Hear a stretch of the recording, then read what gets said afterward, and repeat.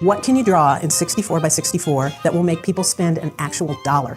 So understand the constraints of whatever project it is before you start, and then you can be creative within those constraints. I've worked on software where part of the creative brief is we want this to look really serious because it costs $1,000 for this piece of software, and the Mac really came out. The word friendly was in there. So it's not that I would put a smile on everything, but it was stated over and over again that the goal of this was to make computing accessible to people. But sometimes I think it's good when you don't know what you can't do, so you just try to do a job that makes sense and isn't larded with something trendy. If you ever study art history, you know, people sometimes think, oh, you know, if you're in digital design, it's a whole new thing. And I think just like everything else in art history, it's hard to find things that really are completely new because people have certainly been communicating with little pictures for a while and making up bigger images out of smaller pieces, like telling stories with symbols.